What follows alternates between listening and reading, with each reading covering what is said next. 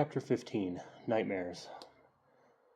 Jake had nightmares before, ordinary ones, waking in cold sweat, convinced he was giving a presentation naked, falling from a mountain ridge into endless waves.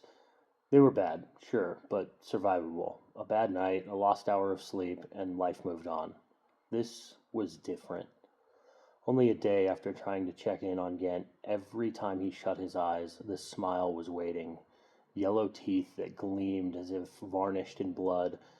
Even awake, flipping through the channels of strangers' lives in his head, he'd catch glimpses of it, lurking between faces. Each time it flashed across his vision, he shuddered. He told his mom he was sick and stayed home. What was he supposed to say? Sorry, I can't go to school. A monster lives behind my eyelids. They'd ship him straight to a hospital. He'd wished desperately that he was still young enough to crawl into his parents' bed. He wasn't sure if he'd slept more than a minute in 24 hours. Each time his body sagged into rest, a smile was there to greet him. The voice, too, thunderous and cruel. He wished he had never met Detective Ghent, never agreed to help him. By afternoon, he gave up. He sprawled on the couch, letting TV families chatter in the background. He drifted, seconds only, before the smile returned, closer this time, as if the void around it was reaching to swallow him. He jolted upright, heart pounding, and bolted to the garage. His bike clattered onto the driveway, and he pedaled hard, as though speed alone could outrun the images in his mind. It followed anyway. The grin flashed across his vision. He swerved, nearly eating pavement. At the corner store, he grabbed 2 energy drinks. He drained one before he even paid, killed the second outside, and tossed the cans into the bin. His hands still shook.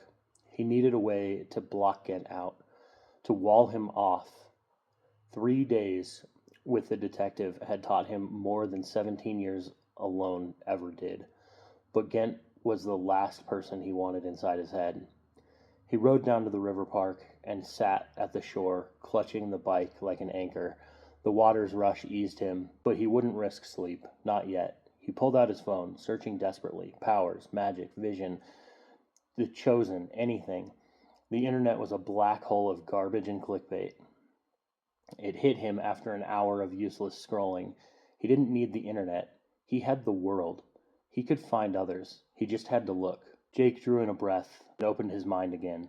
The smile was there instantly, twisting towards him, teeth stretching into infinity. He forced it back, pushed his focus outward. I need someone who knows, someone like me. The grin receded into the background, still watching, but no longer smothering him. Faces appeared, hundreds of strangers, all ordinary. A man on his laptop, a woman cooking, kids playing video games. Nobody glowing with obvious magic, nobody hurling fireballs, nothing. For a moment, despair crushed him, but then he realized if anyone watched him, they wouldn't see magic either. They'd see a boy sitting still, staring at nothing. The trick, then, wasn't looking for the extraordinary, it was seeing through the ordinary. He thought hard, replaying his own moments of power. The toilet video, Beth's test, Kent's recognition. What gave him away? What should he be watching for? The questions tumbled through his mind as the river whispered nearby. His body finally gave in, his head drooping, and for the first time in a day, he slept deeply. No nightmares, no smile, just silence.